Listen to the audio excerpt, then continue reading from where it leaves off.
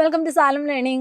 മക്കളെ, നിങ്ങളുടെ മുന്നിലേക്ക് നമ്മുടെ ഈ ഒരു അധ്യായ വർഷം കടക്കുന്നതിന് മുന്നോടിയായിട്ട് പഠനത്തിൽ എങ്ങനെ മികവ് പുലർത്താം, അല്ലെങ്കിൽ എങ്ങനെ സ്റ്റഡിയിൽ കോൺസെൻട്രേറ്റ് ചെയ്ത് പഠിക്കാം, അതുപോലെ തന്നെ ഈ നമ്മളെ ബാധിക്കുന്ന ഈ മറവിയിൽ നിന്നൊക്കെ നമുക്ക് എങ്ങനെ രക്ഷപ്പെടാം, അതിനുള്ള കുറച്ച് ടിപ്സ് ആയിട്ടാണ് ഇന്ന് മിസ് വന്നിരിക്കുന്നത് കേട്ടോ. അപ്പോൾ മക്കളെ, എല്ലാവരും കാണാൻ സാധിച്ചാൽ വളരെയധികം സന്തോഷം. വെക്കേഷനൊക്കെയാണ്, എല്ലാവരും അതിൻ്റെ ഒരു വൈബിലായിരിക്കും. വെക്കേഷനൊക്കെ അവസാനിക്കാനായി, അടുത്ത മാസം ഇതാ ക്ലാസ് സ്റ്റാർട്ട് ചെയ്യുകയാണല്ലേ. അപ്പോൾ അതിന് മുന്നോടിയായിട്ട് മക്കൾ ഈ കാര്യങ്ങളൊക്കെ അറിഞ്ഞിരുന്നാൽ നിങ്ങൾക്ക് ഡെഫിനറ്റ്ലി ഇനി വരുന്ന അധ്യായ വർഷത്തിൽ നിങ്ങൾക്ക് എന്ത് ചെയ്യാൻ വേണ്ടി പറ്റും, ഉയർന്ന വിജയം കരസ്ഥമാക്കാൻ വേണ്ടി പറ്റും. അപ്പം നമുക്ക് നേരെ നമ്മുടെ കാര്യങ്ങളിലേക്ക് കടക്കാം കേട്ടോ. അപ്പോൾ അതിന് മുന്നോടിയായിട്ട് മക്കൾ എല്ലാവരും എന്ത് ചെയ്യണം, നിങ്ങൾ എവിടെയെങ്കിലും ഒരു ടൂർ പോയ കാര്യം ഒന്ന് ഓർത്തെടുക്കാനൊന്ന് ശ്രമിച്ചേ.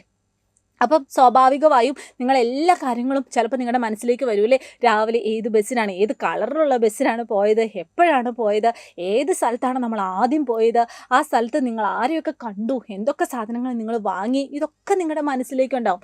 അതേസമയം കഴിഞ്ഞ കൊല്ലം എക്സാമിന് നിങ്ങളുടെ ഇപ്പം ബേസിക് സയൻസ് ആയിക്കൊള്ളട്ടെ, ബേസിക് സയൻസിലെ സെക്കൻഡ് യൂണിറ്റ് ഏതാണ് എന്ന് ചോദിച്ചാൽ ചിലപ്പോൾ നിങ്ങൾ എന്താണ് ഒന്ന് ആലോചിക്കും. എന്താണ് ഇവ തമ്മിലുള്ള വ്യത്യാസം എന്ന് കൂട്ടുകാർക്ക് അറിയാവോ? കാരണം ഇൻട്രസ്റ്റ്. അതായത് നമുക്ക് പഠിക്കാനൊരു ഇൻട്രസ്റ്റ് ഉണ്ടായിരിക്കണം.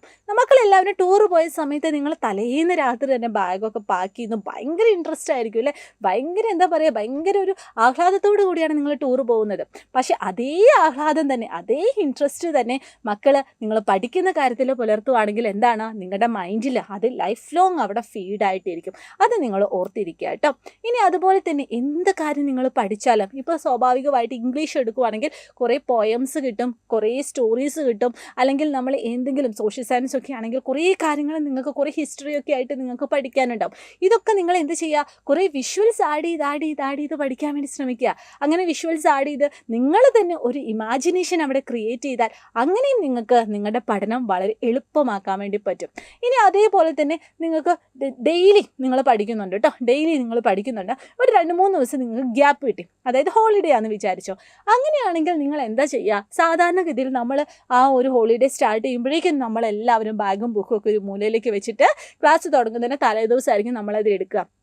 ഒരിക്കലും മക്കൾ അങ്ങനെ ചെയ്യാതിരിക്കാൻ വേണ്ടി ശ്രമിക്കുക കേട്ടോ. കാരണം എന്താണെന്ന് വെച്ചാൽ, ഇങ്ങനെ ഹോളിഡേ കിട്ടുവാണെങ്കിലും ചുമ്മാ നിങ്ങൾ ആ ഒരു ടെക്സ്റ്റ് ബുക്ക് ഒന്ന് മറിച്ച് നോക്കുക, അതിലെ കാര്യങ്ങളുമായിട്ട് ഒന്ന് ജസ്റ്റ് ഒന്ന് പരിചയം പുലർത്താൻ വേണ്ടി ശ്രമിക്കുക.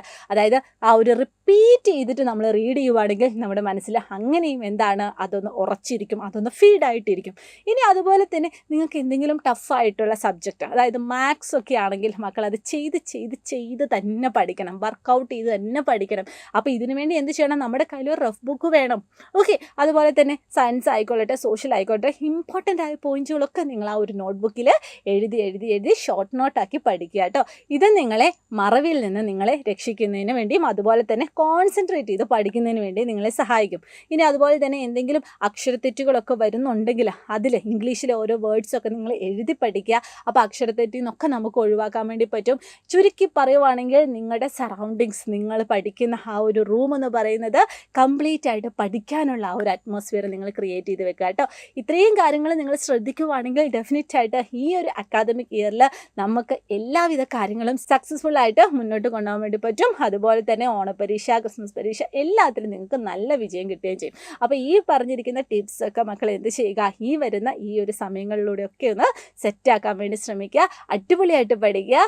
അപ്പോൾ നമ്മുടെ ഈ ഒരു ചാനലിൽ വരുന്ന എല്ലാ ക്ലാസ്സുകളും നിങ്ങൾ മറക്കാതെ കാണുക, നിങ്ങളുടെ ഫ്രണ്ട്സിനോട് പറഞ്ഞു കൊടുക്കുക, അതുപോലെ തന്നെ സബ്സ്ക്രൈബ് ചെയ്യാനും നിങ്ങൾ ശ്രമിക്കുക കേട്ടോ.